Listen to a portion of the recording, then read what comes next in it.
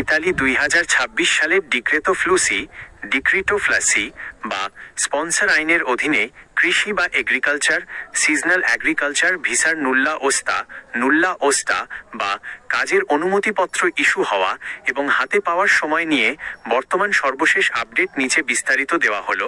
নুল্লা ওস্তা কবে থেকে উঠছে বা পাওয়া যাবে? 2026 সালের কৃষি ভিসার ক্লিক ডে অনুষ্ঠিত হয়েছিল 12 জানুয়ারি 2026 তারিখে। ইতালির ইমিগ্রেশন আইন ও বর্তমান প্রসেসিং গতি অনুযায়ী ক্লিক ডের পর আবেদনগুলো যাচাই বাছাই করতে সাধারণত 2 থেকে 8 সপ্তাহ, কোনো ক্ষেত্রে 3 মাস পর্যন্ত সময় লাগে।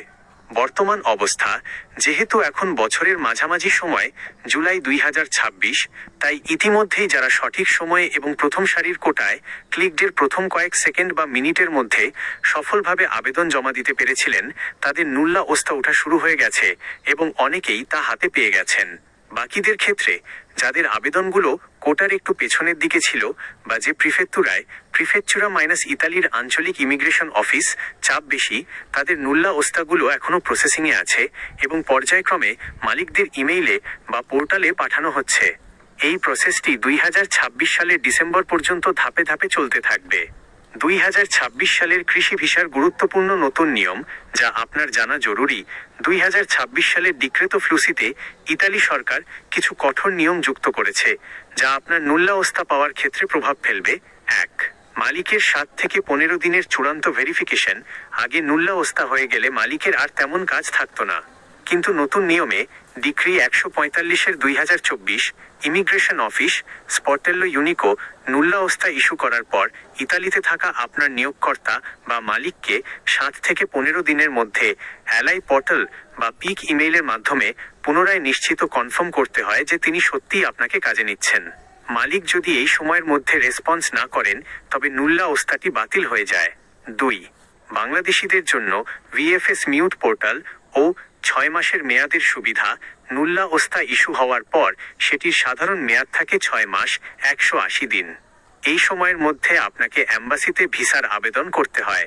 আগে ঢাকায় ভিএফএস এর অ্যাপয়েন্টমেন্ট পেতে নুল্লা ওস্তার মেয়াদ শেষ হয়ে যাওয়ার বড় একটা ঝুঁকি থাকত। এখন নতুন নিয়ম অনুযায়ী নুল্লা ওস্তা হাতে পাওয়ার পরপরই আপনি যদি ভিএফএস গ্লোবালের নতুন কাজের ভিসা পোর্টালে ভিএফএস গ্লোবাল মিউট পোর্টাল আপনার তথ্য দিয়ে রেজিস্ট্রেশন করে ফেলেন, তবে আপনার নুল্লা ওস্তার 6 মাসের মেয়াদ গণনা সাময়িকভাবে সাসপেন্ড হয়ে যাবে। অর্থাৎ অ্যাপয়েন্টমেন্ট পেতে দেরি হলেও আপনার নুল্লা ওস্তা এক্সপায়ার বা বাতিল হবে না। আপনার বর্তমান করণীয় কি? 1. মালিকের সাথে যোগাযোগ ও রিসিট রাইসভুটা চেক। প্রথম কাজ, আপনার ইতালিয়ান মালিক বা এজেন্সির সাথে যোগাযোগ করুন। 12 জানুয়ারির ক্লিক ডের পর যে সাবমিশন রিসিট বা রাইসভুটা দেওয়া হয়েছিল, সেটিতে আপনার আবেদনের সময় টাইম স্ট্যাম্প কত সেকেন্ড বা মিনিটে ছিল তা দেখতে বলুন। সময় যত প্রথম দিকে হবে, নুল্লা ওস্তা পাওয়ার সম্ভাবনা তত বেশি। 2. নুল্লা ওস্তার আসল কপি সংগ্রহ। নুল্লা ওস্তা হয়ে গেলে মালিক যদি বলে আপনার নুল্লা ওস্তা চলে এসেছে, তবে দ্রুত তার কাছ থেকে অরিজিনাল পিডিএফ কপিটি চেয়ে নিন। ভুলেও শুধু মুখের কথায় বা কোনো এডিটেড কাগজের ওপর বিশ্বাস করে বড় অঙ্কের লেনদেন করবেন না। 3.